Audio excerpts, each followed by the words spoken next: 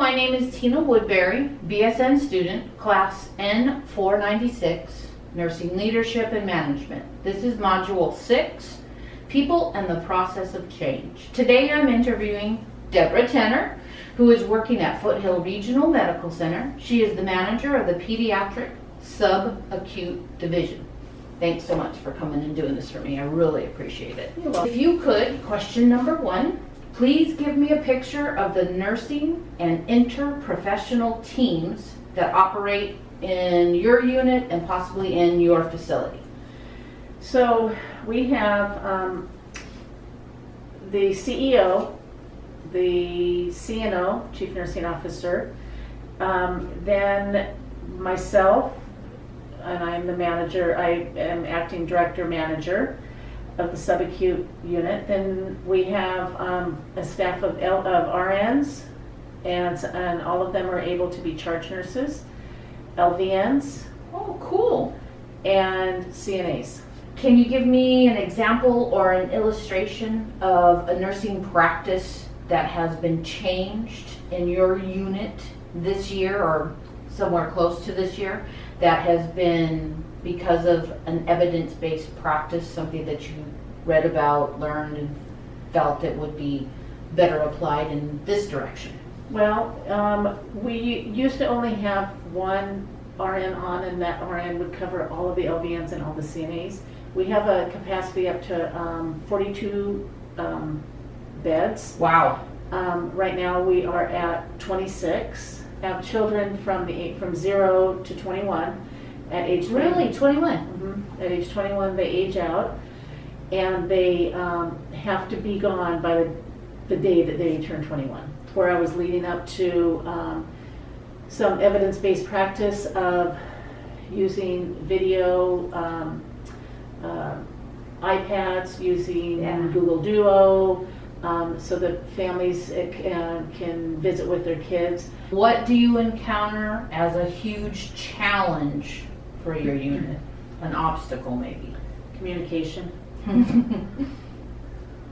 Communication with everybody, or communication with CEOs, CNOs, No. or just nurses to CNAs to CSMs? So my charge nurse, Mm-hmm. and to my LVN, to my CNAs. I'm a very pro communicate with whoever your licensed nurse is. Yep. So what do you love the most about your job? About your career, if you want to go that far too. Well, my job, the people I work with. That makes it so much better. Yes, I love the people I work with, the people that work for me, the people that my co-workers, like other directors, other managers. Okay. Why did you choose this position? After being at a facility for 34 years and being told that we're going to downsize,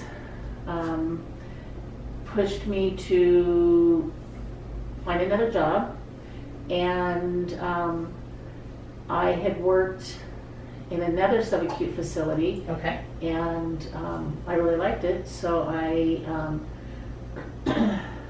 pursued this more, and I came across this position where I work is connected to a hospital. I think that would be beneficial in times of dire emergencies. Yes, yes, Instead of having to transport somewhere else. yes. So what were some of your jobs prior to this employment?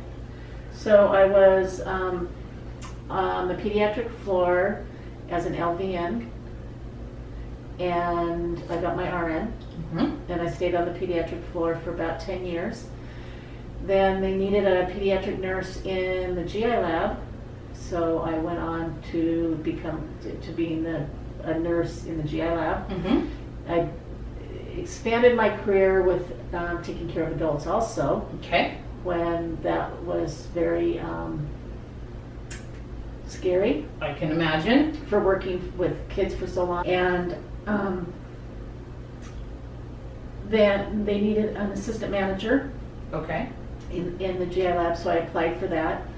And I was assistant manager for several years. Mm-hmm. And then they needed a clinical manager for the pre-op area for adults and kids and the GI lab. Can you give me an idea of what you feel the culture of your company is?